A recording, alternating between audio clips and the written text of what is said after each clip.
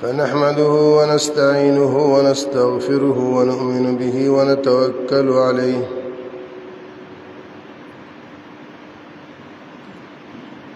ونعوذ بالله من شرور أنفسنا ومن سيئات أعمالنا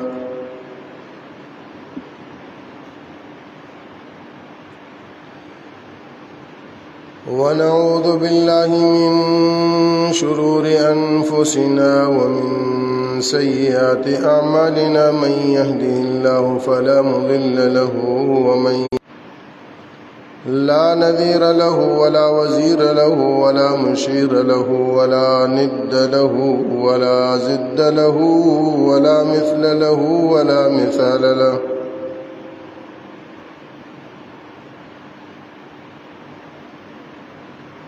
ونشهد أن سيدنا وسندنا ومولانا وشفيعنا ونبينا وكريمنا وخطيبنا وطبيبنا وطبيب قلوبنا وعلى آله وأصحابه وبارك وسلم تسليما كثيرا كثيرا.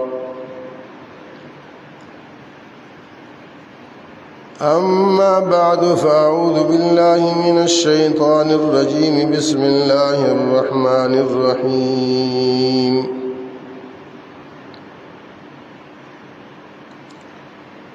شهر رمضان الذي أنزل فيه القرآن أخر يريد الله بكم اليسر ولا يريد بكم العسر ولتكملوا العدة ولتكبروا الله على ما هداكم ولعلكم تشكرون.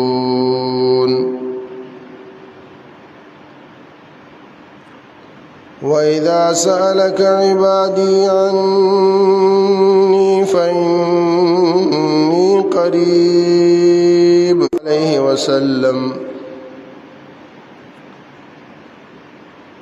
بعثت لأتمم محاسن الأفعال.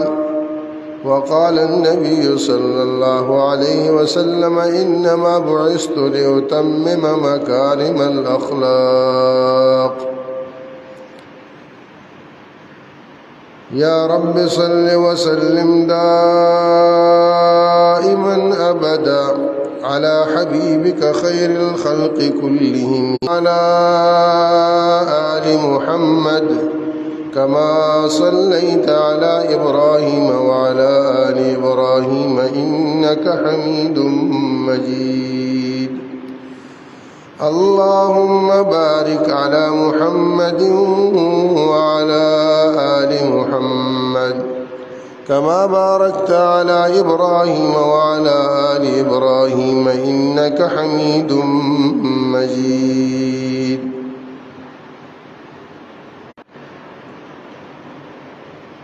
اڑتے پرندے، تیرتی مچھلیاں، زمین پر رینگتے کیڑے،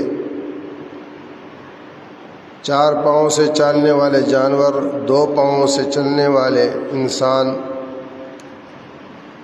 ایسے ہی بے شمار مخلوقات ہیں جن کو اللہ جل شانہ نے بنایا ہے. تمام مخلوقات میں اللہ نے زمین پر چلنے والی ہر چیز کو پانی سے بنایا.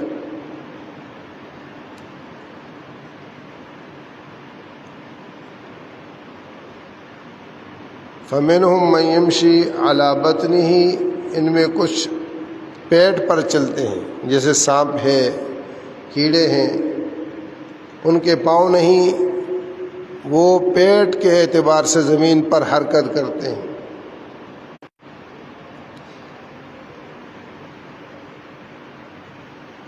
یخلق اللہ ما یشاء، اللہ جل شانہ پیدا کرتے ہیں جو چاہتے ہیں. تو مخلوقات ساری کی ساری اللہ جل شانہ کی پیدا کردہ ہے، اللہ کی بنائی ہوئی ہے. انسان بھی اس مخلوق میں سے ایک مخلوق ہے. انسان کا شرعیات ہے. اور سارے نبیوں کے سردار فخر رسول امام الانبیاء سرور کونین محمد مصطفیٰ احمد مجتبیٰ صلی اللہ علیہ وسلم سب سے آخر میں تشریف لائے۔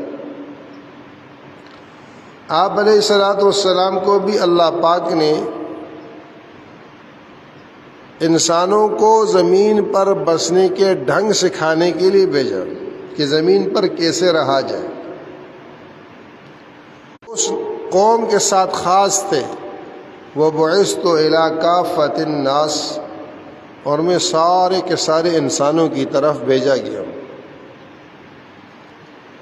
آدم علیہ الصلوۃ والسلام سے لے کر عیسیٰ علیہ نبینا علیہ الصلوۃ والسلام تک آپ غور کریں گے، قرآن کریم میں جہاں انبیاء کرام علیہ الصلوۃ والسلام کا تذکرہ ہے تو اس میں ہر نبی جو قوم کو دعوت دیتا ہے تو یا قومی کہتا ہے۔ یہ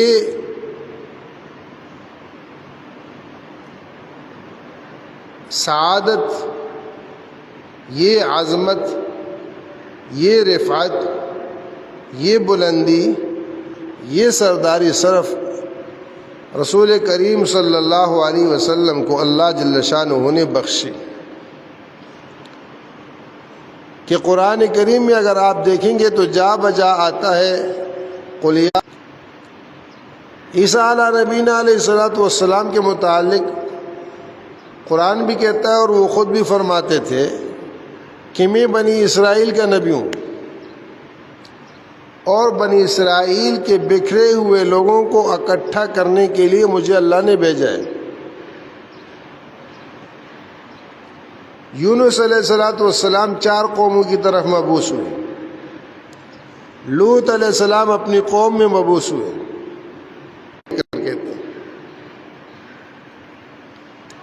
انبیاء کرام علیہم الصلوات والتسلیمات میں سے کوئی نبی ایسا نہیں جو یا ایھا الناس کہتا ہو۔ یہ رتبہ عقائد عالم فخر المرسلین سید الاولین والآخرین حضرت محمد الرسول اللہ، اور آپ فرماتے ہیں، آپ کی حدیث پاک ہے بعثت الی الناس کافہ، بعثت الی الناس کافہ، میں ساری کی ساری انسانیت کی طرف بھیجا گیا ہوں۔ آپ کا میدان عمل نہ زمانے میں محیط اور نہ مکان میں بند، بلکہ اول سے آخر تک 1400 صدیاں گزر گئیں اور قیامت اور خاتم النبیین بنا کر بھیجا، اور آپ علیہ الصلوۃ والسلام کو ساری انسانیت کی طرف مبعوث کیا، آپ کے دین کو، شریعت کو قیامت تک رکھنے کے لیے مبعوث کیا، قرآن قیامت تک، یہ نماز اذان قیامت تک، یہ دین اسلام قیامت تک، آپ علیہ الصلوۃ والسلام کی نبوت قیامت تک۔ ہر مؤذن 5 سابق انبیاء کے دور میں ابلاغ کا یہ نظام نہیں بنایا، اور رسول کریم صلی اللہ علیہ وسلم کے زمانے کو اللہ پاک نے ابلاغ کے اعتبار سے آپ کی حجیت اور آپ کی نبوت کو تام کرنے کے لیے اتم اور اکمل کر دیے، فاصلے سمیٹ دیے۔ کچھ عرصے قبل 100-150 سال پہلے جو ایک وقت میں آپ یہاں بیٹھیں، جو خبر آپ کے پاس آ رہی ہے پوری دنیا میں جا رہی ہے۔ آپ علیہ الصلوۃ والسلام نے ارشاد فرمایا لا یبقى بیت مدر ولا ببر، کچا پکا کوئی گھر ایسا نہیں رہے گا الا ادخلہ اللہ، مگر اللہ پاک اس گھر میں داخل کر کے رہے گا میرے اکراہ فی الدین۔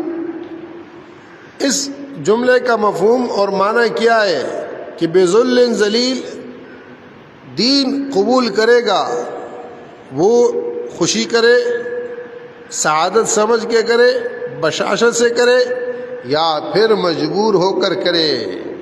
مجبور ہونے کے معنی یہ ہیں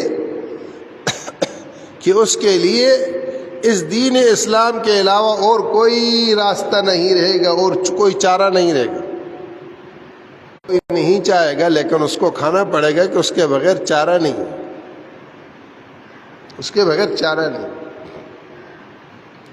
اللہ جل شانہ نے رسول کریم صلی اللہ علیہ وسلم کو قیامت تک کے انسانوں کے لیے نبی بنا کر بھیجا، اور آزمائش کے اعتبار سے آپ علیہ الصلوۃ والسلام کو 23 سال کا عرصہ دیا۔ 23 سال، 23 سال میں یہ دین پوری، 23 غزوات 10 سال کے عرصے، جس میں آپ علیہ الصلوۃ والسلام لشکروں کے ساتھ باہر نکلے ہیں۔ چونکہ رمضان مبارک کا دوسرا عشرہ اپنے اختتام کو ہے، اس عشرے کی 17 تاریخ کو 2 غزوے ہیں۔ آپ اس کو جنگ کہیں، ہم جنگ نہیں کہتے، اس لیے کہ قرآن قابلہ پہلے کفر پہ ضرب، جس کو اللہ پاک نے 10ویں پارے میں ذکر کیے، وَاعْلَمُوا أَنَّمَا غَنِمْتُم مِّن شَيْءٍ فَأَنَّ لِلَّهِ خُمُسَهُ وَلِلرَّسُولِ وَلِذِي الْقُرْبَى وَالْيَتَامَى وَالْمَسَاكِينِ وَابْنِ السَّبِيلِ إِن كُنتُمْ آمَنتُم بِاللَّهِ۔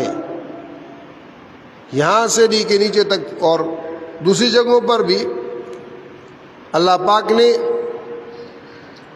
اس غزوہ بدر کے حالات کو ذکر کیے، اور ذکر اس لیے کیا کہ اس غزوہ بدر کے دن کو اللہ پاک، تعجب کی بات یہ کہ غزوہ بدر میں جب آپ علیہ الصلوۃ والسلام تشریف لائے ہیں، آپ کا مقصد، آپ کی آمد اور آپ کا ارادہ جنگ کا نہیں تھا۔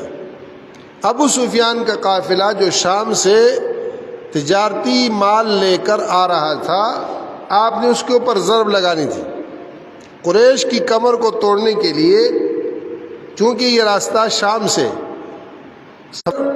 یہ اس سے تھوڑے فاصلے کے اوپر ہے۔ تو آپ علیہ الصلوۃ والسلام 313 صحابہ کو مدینہ منورہ سے لے کر نکلے، وہاں کچھ نہیں بتایا، نکل کر باہر پہنچ کے آپ نے بتایا کہ اس طرح قافلے پہ ہم نے جو ہے وہ ضرب لگانی ہے۔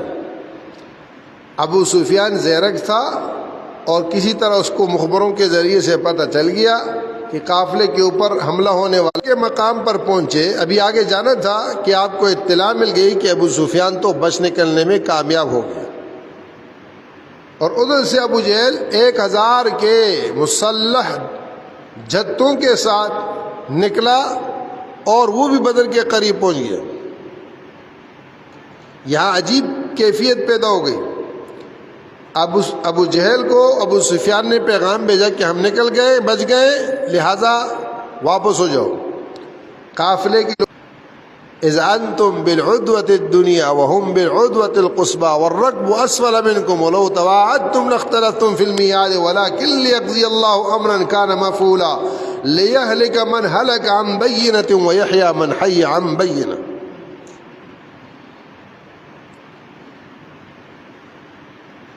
تم اور لشکر ایک طرف، قافلہ بیچ میں سے نکل گیا، تمہارے ارادے کچھ، ان کے ارادے کچھ، لیکن اللہ کا ارادہ۔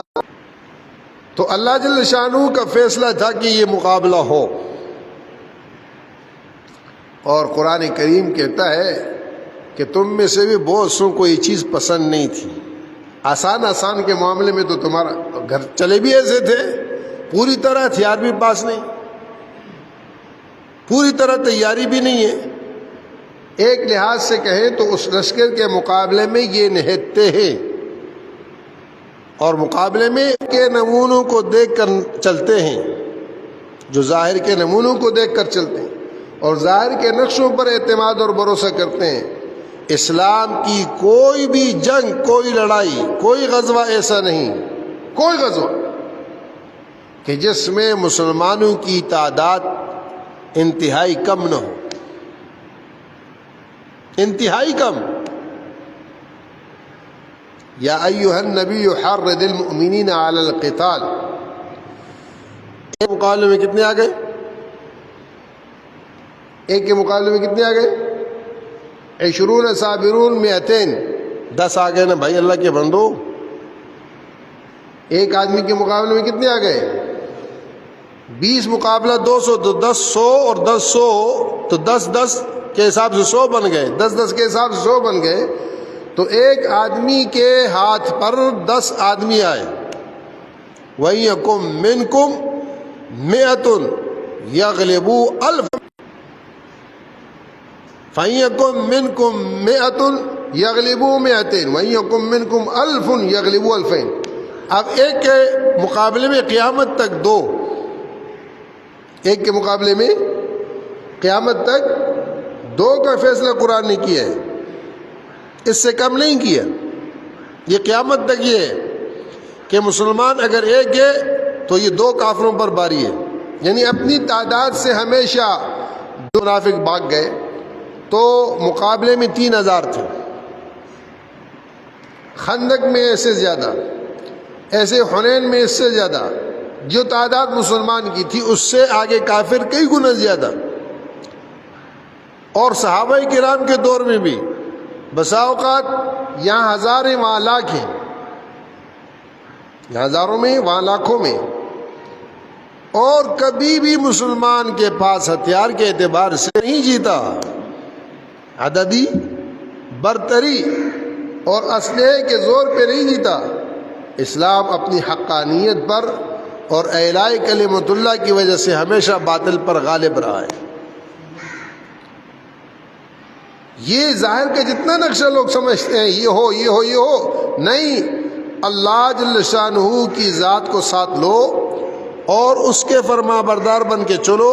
وَأَنْتُمُ الْأَعْلَوْنَ إِن روم اور فارس کی اس وقت کی طاقتوں کو صحابہ کرام رضوان اللہ علیہم اجمعین نے زیر کیا، جبکہ فارس کے دربار میں جب جو ہے حضرت شرحبیل رضی اللہ تعالیٰ عنہ اپنے گدھے کے ساتھ گئے، گدھے کے ساتھ، تو حالت یہ تھی کہ گدھے کی نکیل پکڑی ہوئی تھی اور تلوار جو دستہ ہوتا ہے، دستہ صحیح طریقے سے نہیں تھا تو اس پر چھیتڑے لپیٹے ہوئے تھے، چھیتڑے، اور وہ تلوار کو یوں جیسے لاٹھی استعمال کرتے ہیں، ان کی وہ قالین کو باقاعدہ اس تلوار کی نوک سے ان کے نزدیک اس کی کوئی اہمیت ہی نہیں تھی، اور جا کر اپنے گدھے کو اس کے تخت کے پائے کے ساتھ باندھ دیا۔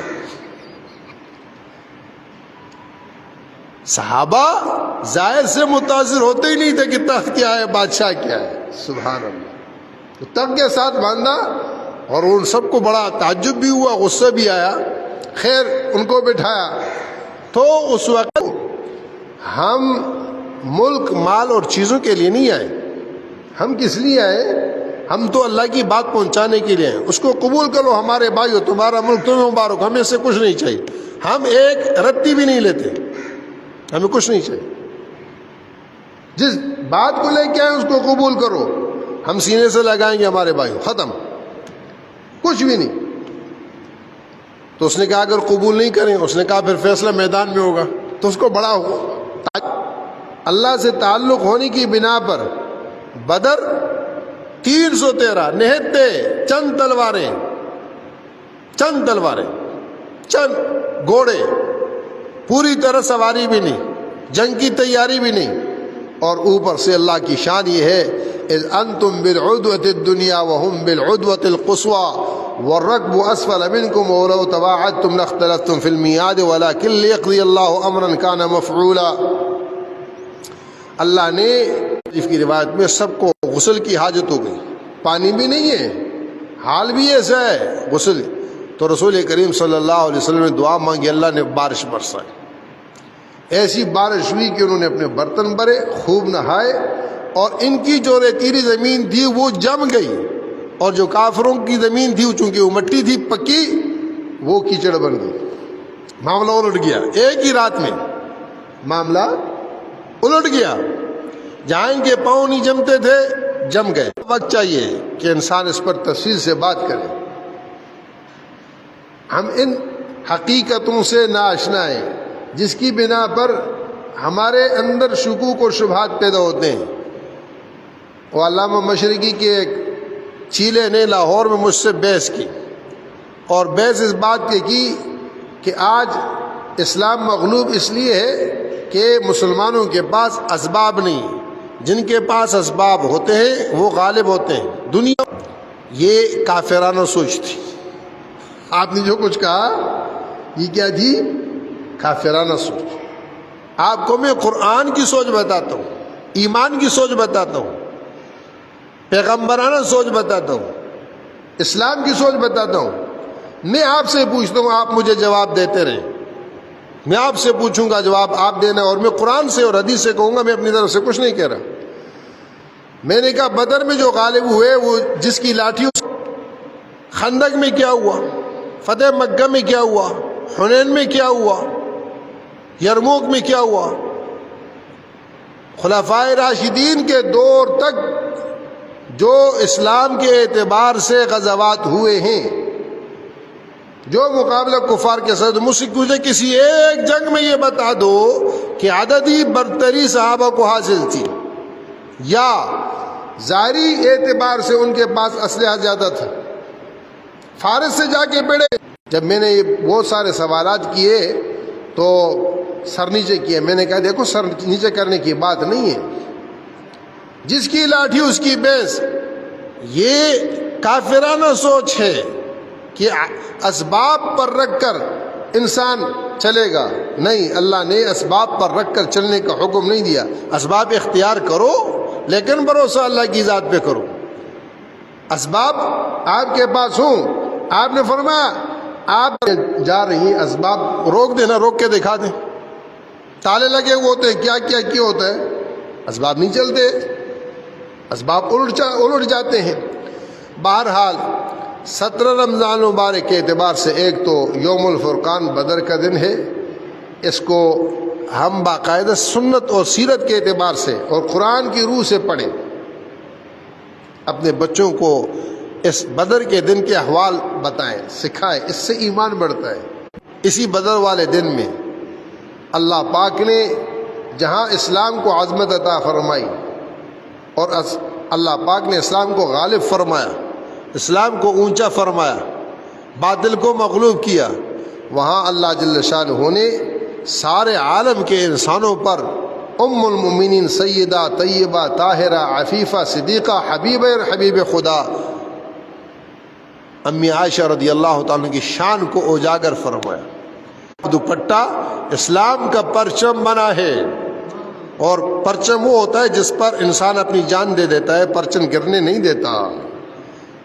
یہ قیامت تک کی انسانیت کو بتانا تھا کہ ام المؤمنین سیدہ طیبہ طاہرہ کی عفت اور آپ کی پاکدامنی، آپ کی عظمت، آپ کا مقام، آپ کا شرف ایسا ہی ہے اسلام کے اعتبار سے جیسے اس یوم الفرقان میں اس جھنڈے کا ہے۔ یہ دوپٹہ جھنڈا بنا ہے، یہ عظمت ہے، یہ لہرایا۔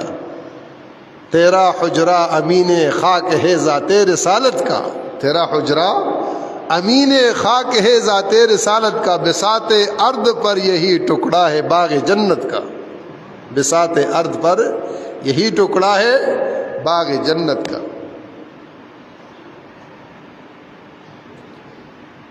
اور یہی 17 رمضان مبارک امی جان امی عائشہ رضی اللہ تعالیٰ عنہ کا یوم وفات ہے، دنیا سے رخصت ہوئی۔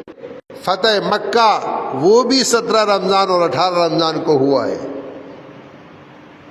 رمضان ہی میں اللہ پاک نے پہلی فتح بھی دی اور عرب کے اعتبار سے آخری فتح بھی دی۔ جزیرے عرب میں فتح مکہ کے بعد پھر قصہ ختم ہو گیا۔ تو 18 رمضان مبارک 16 کو صحابہ کرام فرماتے ہیں ہم روزے سے تھے، راستے میں تھے، اور اس کے بعد آپ علیہ الصلوۃ والسلام 17 بار سے، یہ صرف یہ نہیں ہم سمجھتے ہیں نا نماز پڑھی ثواب مل گیا، روزہ رکھا ثواب مل گیا، زکوٰۃ دے دی ثواب، نہیں، اس سے خدا ملتا ہے۔ ارے خدا کو لو، ثواب کو کیا کرو گے؟ ثواب تو ملے گا، ثواب کو کیا کرنا ہے؟